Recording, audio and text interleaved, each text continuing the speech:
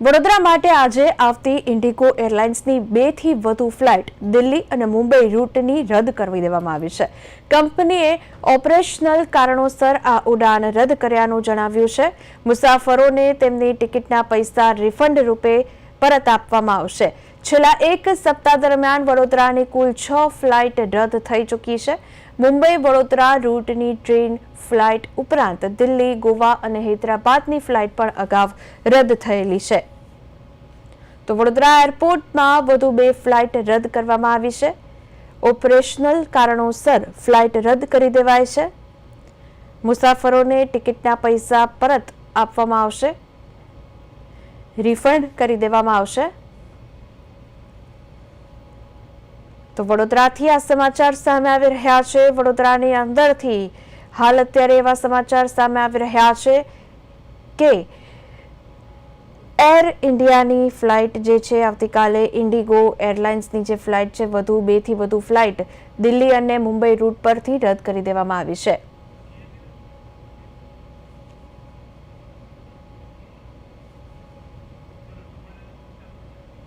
તો phone line પર સંવાદદાતા તુષાર આપણી સાથે જોડાયા છે વધુ વિગતો સાથે। તુષાર જોડેથી વિગતો મેળવીશું।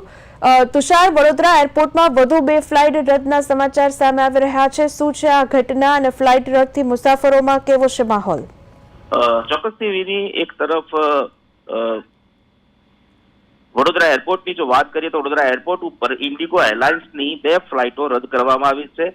મહત્વની વાત છે કે દિલ્હી અને મુંબઈ જતી આ જે ફ્લાઇટો છે, ફ્લાઇટોને ઓપરેશનલ કારણોસર ઇન્ડિગો દ્વારા રદ કરવાની જાહેરાત કરવામાં આવી હતી।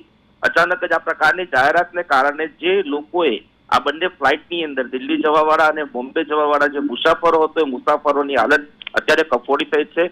ઓપરેશનલ કારણોસર આ ફ્લાઇટને રદ કરવાનું સત્તાવાર રીતે જાહેરાત ઇન્ડિગો મેનેજમેન્ટ દ્વારા કરવામાં આવી છે, પરંતુ જે રીતે વાતાવરણમાં એક ભેજ છે, વાતાવરણની બેડ વેધરને કારણે પણ છેલ્લા એક સપ્તાહમાં વડોદરા ખાતેની કુલ 6 ફ્લાઇટો અલગ અલગ રાજ્યોમાં, અલગ અલગ શહેરોમાં જતી ફ્લાઇટો રદ કરવામાં આવી હતી। ત્યારે આજે વધુ 2 ફ્લાઇટો રદ કરવાને લઈને જે મુસાફરો છે, મુસાફરોનું હાલત કફોડી બને છે, કેમ કે અનેક કનેક્ટિવિટી ફ્લાઇટ મુંબઈ અને દિલ્હીથી, ખાસ કરીને ગુજરાતના વસતા જે એનઆરઆઈ છે, ડિસેમ્બર મહિનો ચાલી રહ્યો છે ત્યારે કેટલાક એનઆરઆઈઓ આવી રહ્યા છે અને કેટલાક એનઆરઆઈ મિત્રો જે વડોદરામાં રહીને દિવાળીની ઉજવણી કરવા હતા એવા તમામ લોકોની રિટર્ન ટિકિટ દિલ્હી કાં તો મુંબઈથી ઇન્ટરનેશનલ એરપોર્ટ ઉપરથી કનેક્ટ થતી આ તમામ ફ્લાઇટોમાં તેઓને પોતાના ગંતવ્ય સ્થાને જવાનું નક્કી હોય, આયોજન હોય, ત્યારે આ પ્રકારની 2 ફ્લાઇટો રદ થવાને કારણે, ડોમેસ્ટિક ફ્લાઇટ રદ થવાને કારણે જે મુસાફરોને અન્ય ફ્લાઇટમાં જવા માટે આંતરરાષ્ટ્રીય એરપોર્ટ પર પહોંચવાનું હતું તમામ મુસાફરોની હાલત અત્યારે કફોડી થઈ છે। અલબત્ત ટ્રેનોમાં પણ રિઝર્વેશન ન મળતા હવે તાબડતોબ આ તમામ મુસાફરો દ્વારા ખાનગી ટેક્સી ભાડે કરીને પોતાના એરપોર્ટ ઉપર એટલે કે દિલ્હી કાં તો મુંબઈ જવાનો રસ્તો પકડ્યો છે। જીવની જે તુષાર, ત્યારે એવા પણ સમાચાર સામે આવી રહ્યા છે કે મુંબઈ વડોદરા રૂટની ટ્રેન અને ફ્લાઇટ અને દિલ્હી, ગોવા અને હૈદરાબાદની ફ્લાઇટ પણ અગાઉ રદ થઈ ચૂકી છે।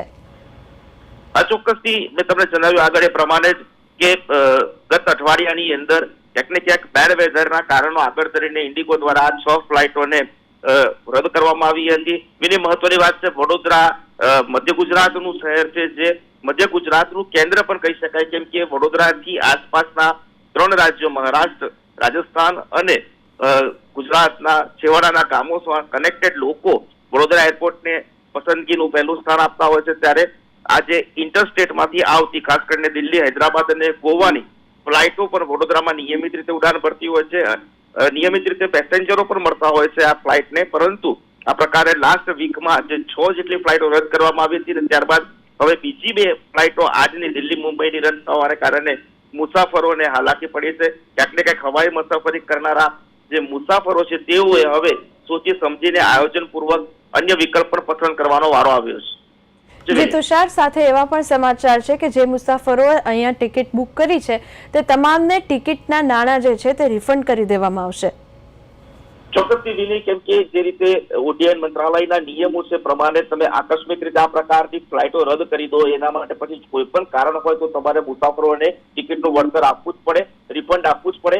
પરંતુ ઘણી વખત પરિસ્થિતિ એવી થતી હોય છે કે મુસાફરોને પોતાના ગંતવ્ય સ્થાને જવું એ પૈસા કરતા પણ ખૂબ અગત્યનું હોય છે, કેમ કે એ ગતિમાં એ સમયસર ત્યાં પહોંચવું એમનું આયોજનનો એક ભાગ હોય છે અને આ પ્રકારે જ પહોંચવા માટે તેઓ હવાઈ મુસાફરીને પહેલા વિકલ્પ તરીકે પસંદ કરતા હોય છે અને આવા જ મુસાફરો મેં આપણને અગાઉ જણાવ્યું એ પ્રમાણે ખાસ કરીને વિદેશથી આવેલા ભારતીયો જેને આપણે એનઆરઆઈ કહીએ છીએ એ તમામ લોકોના હમણાં આંતરરાષ્ટ્રીય હવાઈ મથકો દિલ્હી અને મુંબઈથી પ્લેન હતા અને તમામ એ શિડ્યુલ હતા. એ શિડ્યુલને હવે ખોરવાયા છે અને એના જ કારણે મુસાફરોને હવે રિફંડ આપીને તેમને મનાવવાનો પ્રયાસ પણ ઇન્ડિગો મેનેજમેન્ટ કરી રહ્યું છે, પરંતુ રિફંડ આપવાથી એમના જે બગડેલા આયોજનો છે સુધરે નહીં અને એના જ કારણે હવે મુસાફરોમાં એક રોષ પણ જોવા મળી રહ્યો છે.